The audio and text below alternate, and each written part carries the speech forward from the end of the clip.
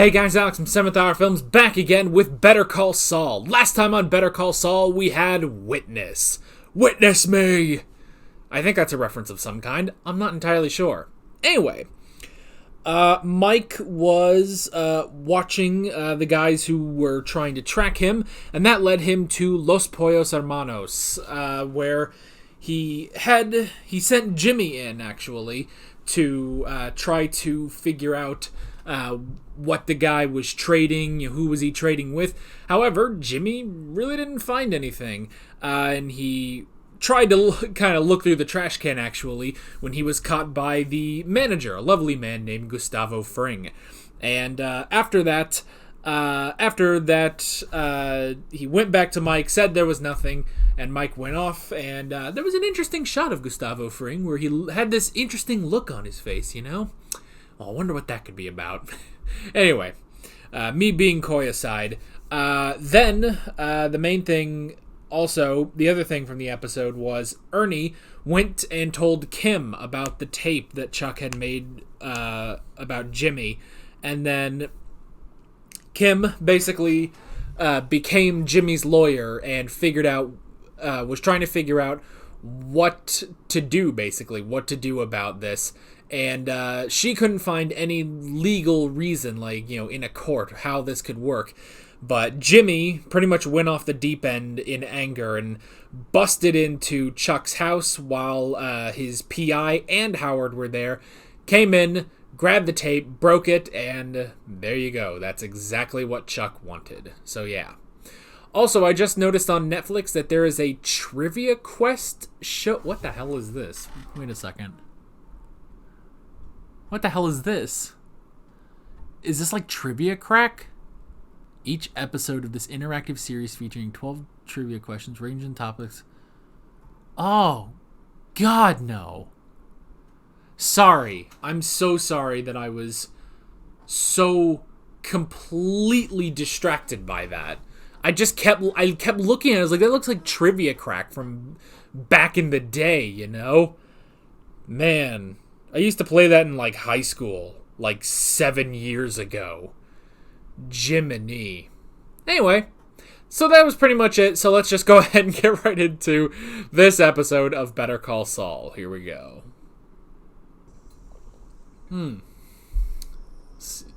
Interesting place to hang your shoes and shoot your signs. Shoot your signs. There we go.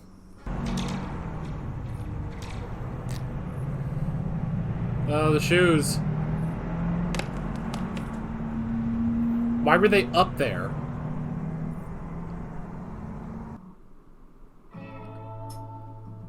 What does any of that mean? What am I supposed to write down for that? Truck shoes? Because I am. May I assume that you are armed? Yes. I do not wish to see your gun. And if I don't, I promise you won't see mine. Nuh. Ooh. Giancarlo Esposito in the main cast. That's incredible. Not just special guest star or anything. Ugh! Oh my god, that suit. Look how handsome this man is. You care to elaborate? Nuh. It's not in my interest for Hector Salamanca to die. Yet. At this time. Yeah. We had a disagreement. He threatened my family. I'm not going to let that go. But you had let it go. You'd taken his money. Your family was no longer in danger. And yet, still, you robbed his truck. You hurt Hector when you robbed that truck. You hurt his business. Oh, yeah. His pride. Quite effectively. And if you were to hurt him in the same manner again. Ooh. You want his trucks hit because you want to disrupt his supply line. Hector's your competition. Why do you ask? Because I'm not done with Hector Salamanca. Interesting. All right. The police will arrest you, and I'm sorry, but I will be pressing charges. I told you there would be consequences. But I have to believe You'll face those consequences, and you'll come out the other side a better man.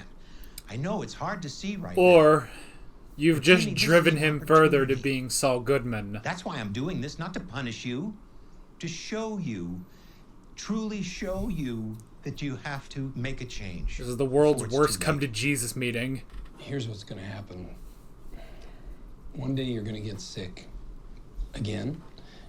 Take you to the hospital, hook you up to those machines that beep and whir and hurt. And this time it'll be too much. Oh, shit. And you will die there. Alone. Whew. Damn, man. That was a hell of a response. You're going to die alone. Jimmy's been arrested. Disagreement with my brother. That hard ass, I don't blame you. So he got representing you. I'll be representing myself. Sign here. Really? Wrong. But Kim. I'll check and see if I can get your first appearance moved up. Thank you. It's pretty late. Chances are you're spending the night. You, gonna be okay? Beats the back of a nail salon. Nah. I do not doubt that, my friend. This was a weird Pick the conversation. biggest guy. Ah, ay. Oh boy. This scene is weird. Did she sleep at the office with an alarm? Well, I can't say this is nice.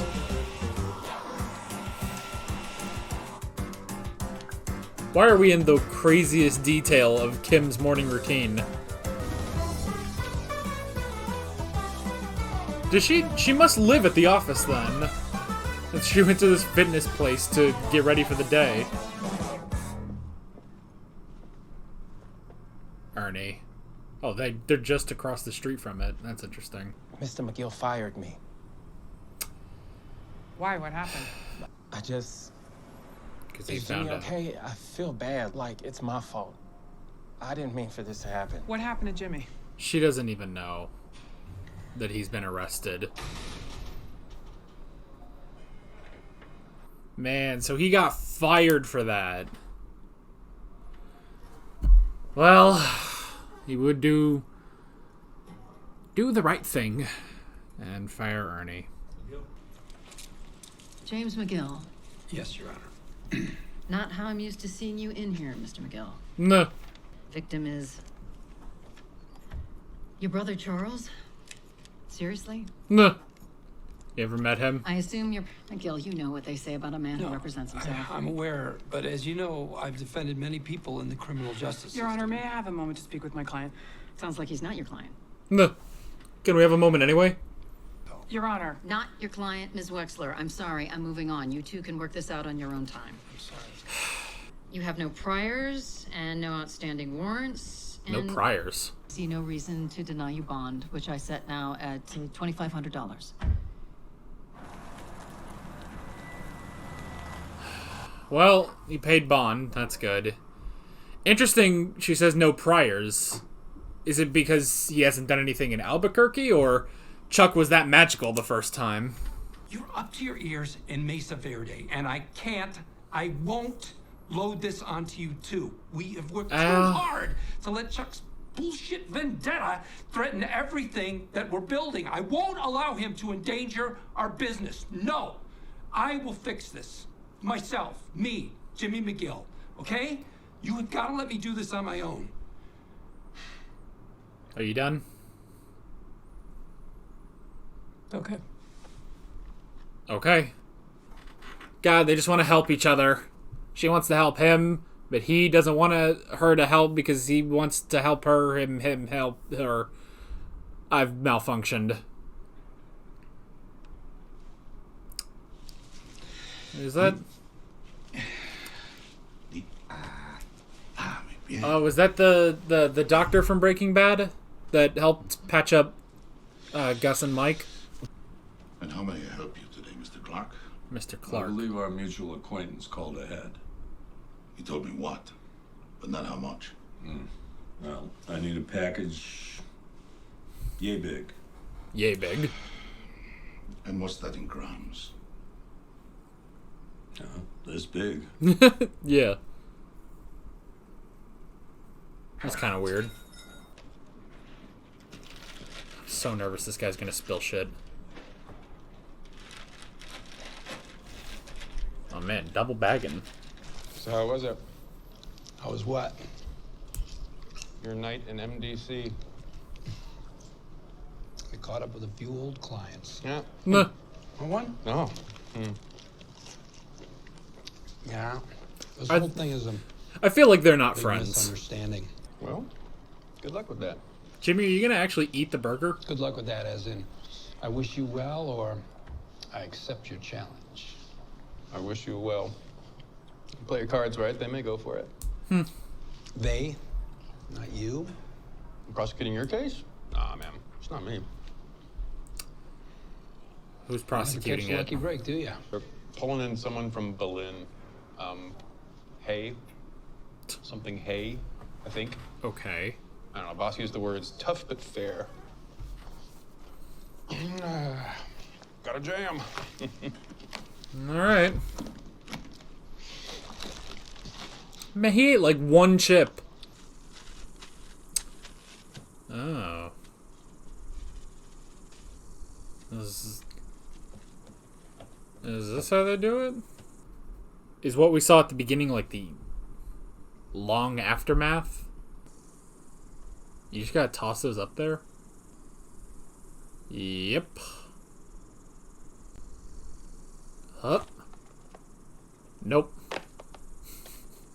It's gonna take a little while. You better hope to God that the stuff stays in. And up. Nope. Try it again. And up. Hey. Hello. Is this the person? Ms. Hay? Yeah. He brought me my groceries and sundries. But we had a falling out. I have an employee who does all that now. Well, you took had away an your brother's key employee. when you hired this employee? I changed the locks. Well, that was later. Going back to the confrontation, so I have it absolutely clear. Did he strike you? No, nothing like that. He backed me into a cabinet. Did he have a weapon? Well, as No. I mentioned, he used a fireplace poker to break into my desk. I don't think But that he counts. Would have used it. Well, he's emotional. He flies off the handle. I understand, but this is more than flying off the handle. I'm not going to defend his actions. But I can't help wondering if there's not a better solution for everyone. If there was, why haven't you gone for that? You're the one that's putting him up to the felony because you baited him. Now, what we saw at the beginning was a Los Pollos truck. Is he gonna, like, shoot the laces? Nope.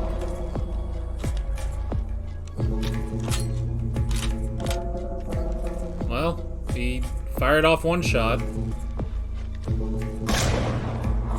there's another. There's another.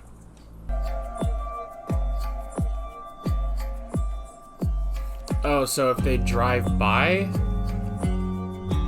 I don't know. And this time he's going for the shoes.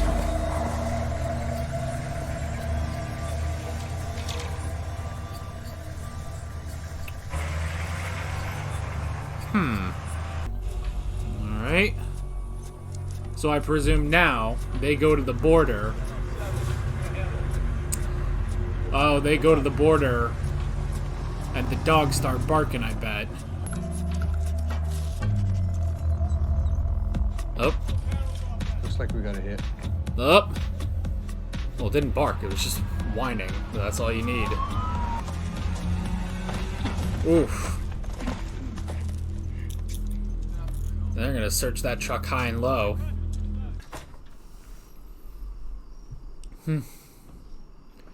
Boy, this looks familiar. What does she want you to confess to? All of it. Felony B&E, misdemeanor petty assault and property damage. I never touched them, but they got assault in there. She must not want the hassle of a trial. Guess so. I guess. Jimmy, this is good news.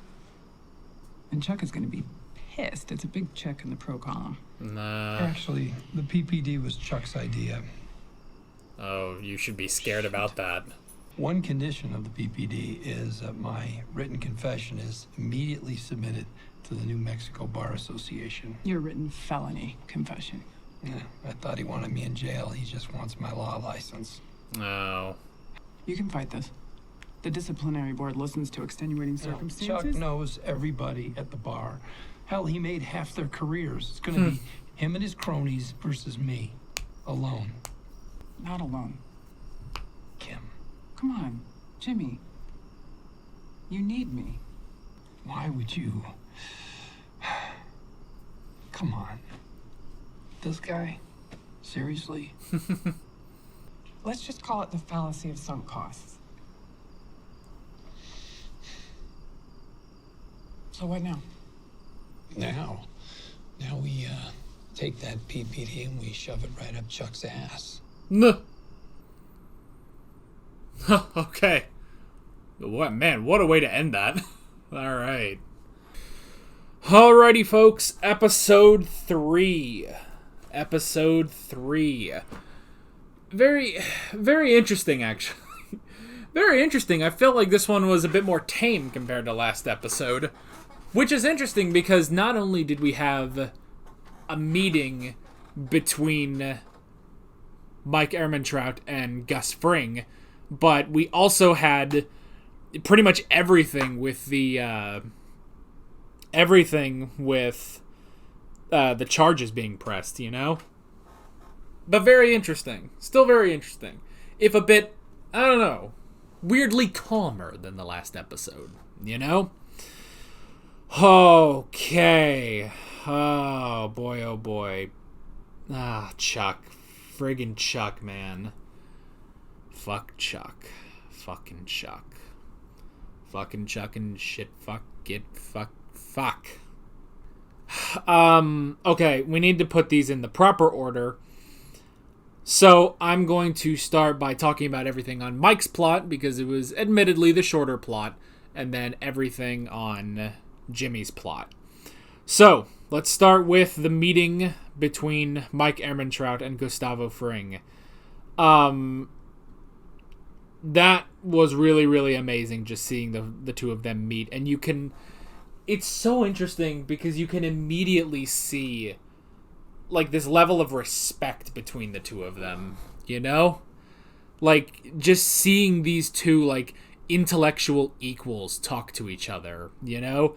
Which is something that, especially for Mike, doesn't happen that often, you know? And I feel like it definitely harkens back to some of the conversations I've seen between Gus and Walt, you know? Because there were some of them where it's like, you know, they're, you know, intellectual equals, you know? But I don't know, just sort of the dynamic between them was always good. And I feel like just immediately in this, that has come up here in this meeting between Gus and Mike, you know? And yeah, it's something he really doesn't have that often, you know, where he just talks to someone in just this, with such respect, you know? Even though he doesn't really know Gus Fring at this point, you can just see the way they talk to each other, you know? The first thing that would kind of pop into my mind would be the gun salesman. I can't remember what his name was. But the gun salesman, when they're talking, you know, they're going over the guns, that conversation was very interesting. It's a different sort of conversation than Mike would have with Jimmy, or definitely like Mr. Wormold from last season, or some of the others, or even like if you go on to Breaking Bad, some of the conversations between like Mike and Hank in season 5, or even Jesse to an extent. So I love that. I love that so much. So great conversation just immediately.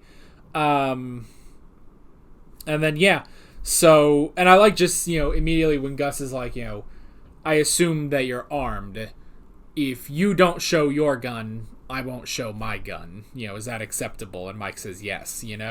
It definitely, again, going back to Mr. Wormold, Price. I remember that, when it's like, I did my research on Nacho. He needs everything to go very smoothly because he can't let Tuco hear about this. So I didn't need a gun because he would ensure that things don't go, rough or anything. So it definitely kind of felt like that. But anyway, so, this is definitely it's sort of an interesting thing because, again, something that happened in Breaking Bad was, Gus basically negotiating Walter's death, and that definitely, like with the cousins, Tuco's cousins, and it's like, well, I still need Walter White, but what I can do is I can give you the agent who killed Tuco. I can give you Hank Schrader. And then, but then after that, he goes on to basically sabotage what they do in order to get rid of them, because that was a part of his whole big plot to end the cartel, end his competition. And so we're kind of doing the same thing here with Mike, where it's like, look, I can't have you killing Hector Salamanca at this time, Killing Hector would draw in a war with the cartels that Gus is not prepared for, And it's very interesting because immediately why he says, I can't let you kill Hector at this time. He knows, immediately that he does want Hector dead, but this isn't the time, and it makes sense. I like that because it's like, you have to write in, well, why did Gus take that long before he was going to kill Hector at the end of season 4 of Breaking Bad? Why did it take him that long? And we have this explanation. He's playing the long game. He's building up his empire and, working with the competition, but at the same time, he's working on eliminating them, And it's only after, I guess it would be only after he finds this incredible product with, Walt's blue meth, that then that is sort of the linchpin. It's like, okay, I have this, I have the greatest product on the market. I can now take out my competition completely, And it is interesting, when you start to think about, like, these, it's competition between the cartel that, smuggles drugs in from down south, and Gus, who provides it basically right here. Now, I am curious what exactly Gus's current product is, or is he still distributing for the cartel? I don't know, because that's the thing, is that the cartel is competition, and it would benefit him if they did hurt, and that's exactly what he's able to convince Mike to do, So, yeah, I'm not quite sure the ins and outs of the relationship between Gus's empire and the cartel, Maybe someone could clear that up for me in the comments. It's been a little while since I've watched Breaking Bad, I will admit, so. Actually, I did check the other day that about a year ago I started Prison Break, which means about a year ago I finished Breaking Bad. So it's been a little while since I've watched, so I don't know if if I'm remembering everything correctly. So yeah. So he got Mike to get this specific drug enough to tip off, the search dogs in order to, and that was a very clever thing, That was a very clever thing, getting them. You have the shoes that they're just going to be like, oh, whatever, shoes. They're not going to think, oh, there's drugs in there and someone's going to shoot it. No. Like, you don't think any of that at all. And, they go, they do their thing. Shot. You keep doing it. And so they think, oh, must just be some hunters. We're fine. Let's keep moving. They go off. You shoot that. And without them ever knowing, those drugs get there and they get arrested at the border. Very brilliant. It's a very Gus Fring, Mike Ehrmantraut strategy to do. And I like that. Hurt Hector, hurt the supply line. So it must be that it's not just that Gus is a distributor for the cartel. He must have some of his own product, basically, if he's willing to hurt the supply line from the cartel, I guess that must be it, It's competition, but they somewhat, they're not going to war. They are just their competition, They're Coke and Pepsi, basically, if Pepsi was foreign. Like, if Pepsi had to cross the border, basically. I don't know how well that analogy works. It kind of works. I don't know. So, yeah. All that stuff. Very, very interesting. Now let's switch back around to Jimmy. Jimmy's side, where Jimmy was arrested. And, man, that moment, where Chuck says, look, this is for your own good, I'm going to help you. Yes, it's going to be difficult, but this is for your own good, and you will come out of this, the other side, a better person. And Jimmy just says, I'll tell you what's going to happen. You're going to die alone. Bye. That's just it. That's just it, because he is done. He is 100% done with Chuck, And I mean, I feel like Chuck has to be careful because, at any sort of an episode, I feel like, I don't know, I would assume that Jimmy doesn't have this nuclear option anymore. He's always, we've always sort of been teased about, we'll commit Chuck and stuff like that.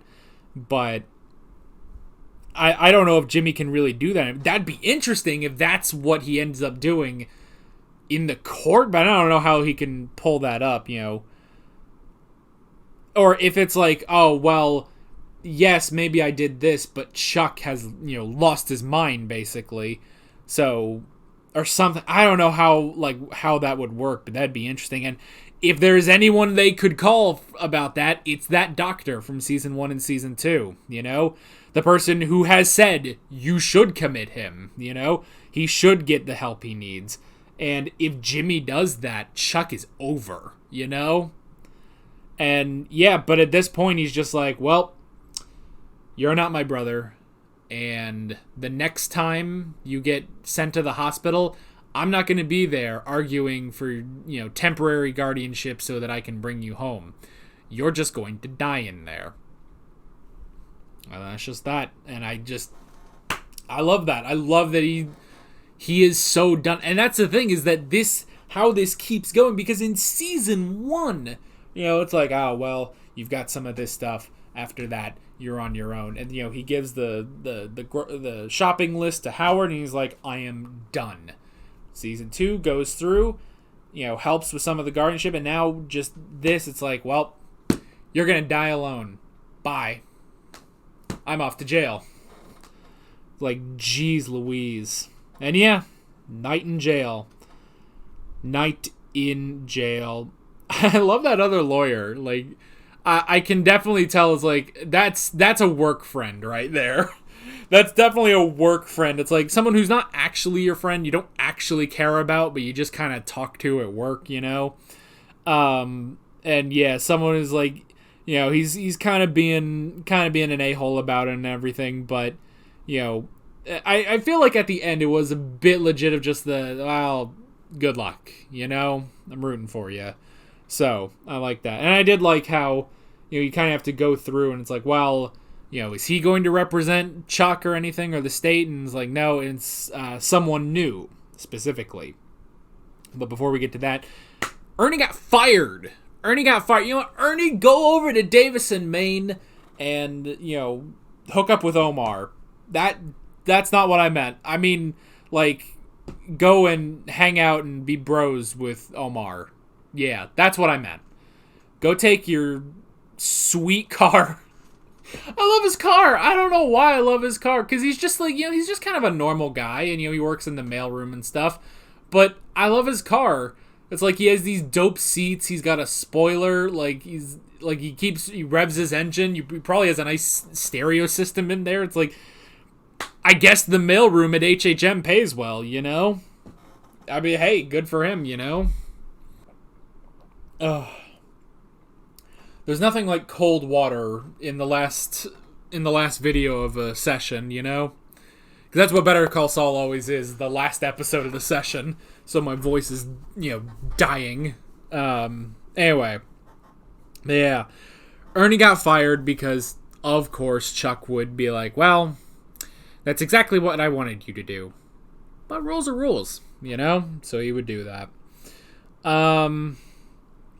Jimmy did try to represent himself. I will say it was very interesting. Well, first off, just that whole, you know, conversation with the judge was interesting. Just her seeing him and like, not how I normally see you in this court. And it's just sort of a surreal thing for her. It's like, this is strange, you know? And I love that moment where it's like, and, you know, breaking and entering and assault against your brother. Really? Really? Your brother? Like, she's basically in, like, disbelief that this is happening, you know? But that was interesting. And I like how, you know, she looks at his record and it's like, well, okay, you know, we can put you out on bond, basically. You know, $2,500, yes, but put you out on bond, it's fine. You know, you're not going to commit another crime, you're probably not going to skip town or anything like that. But it's interesting because she says no priors. And I guess that must just be because everything with the Chicago sunroof, Chuck got him out of all of that. You know, damn good lawyer that he is. So, no priors. No priors. We met Hay. Don't know her first name, but Miss Hay, who is going to be representing Chuck in the state on this. Interesting. I like how the guy says she's tough but fair, which is interesting. And yeah, so I did like that moment because, you know, Chuck is sort of, you know, looking at... Chuck can look at this and be like, oh, this, you'll do this, and this, because he's probably worked at, you know, 10,000 cases that could even be similar to this. You know, especially in cases more like this, maybe in his younger years too. But, you know, he's looking at all of this, but she has to be the one to come up with the strategy and everything, which is interesting. So I like seeing that conversation between the two of them. And it's interesting. Chuck, I have to say, you know, the apple... this analogy doesn't fully work, but I guess the apple doesn't fall very far from the other apple, basically, because yeah, Chuck can play people legally, but he can play people, you know, and exactly, you know, how everything he does while legal, he completely played Jimmy multiple times, and is now somewhat playing Miss Hay. And yeah, what if we had a different solution, which is interesting. So, you know, he's doing all of this for Jimmy's own good, but he has a specific thing in mind. And the specific thing was the PPD, which was basically he wanted Jimmy disbarred because that's it. He's not a lawyer. He's not a real lawyer. He wants Jimmy completely disbarred. And... yeah, that's it. No, nothing else. He wants Jimmy out of the law because the law is sacred, you know? Bastard.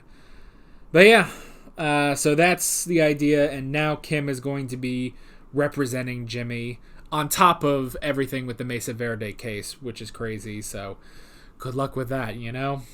Good luck with that.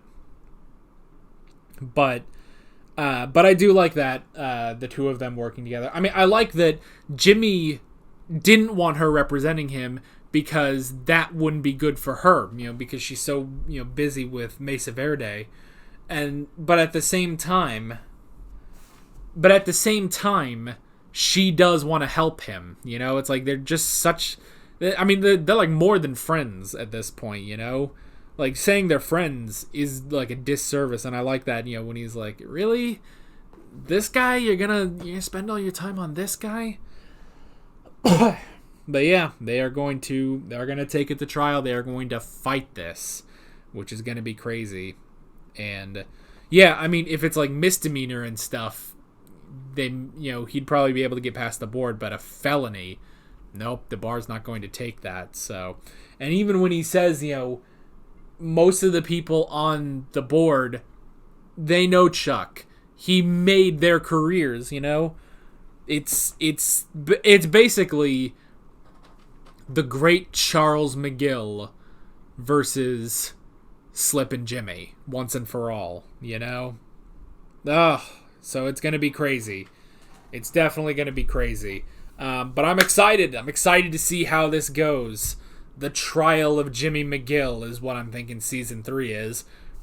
Makes you wonder what season 4, 5, and 6 are going to be, but we'll get to that when we get to that. But yeah, really great stuff. The dog's barking again. I don't know why. So that is pretty much it. With all that being said, we're going the other way this time. I'm Alex from 7th Hour Films, and I will see you guys next time. Take care.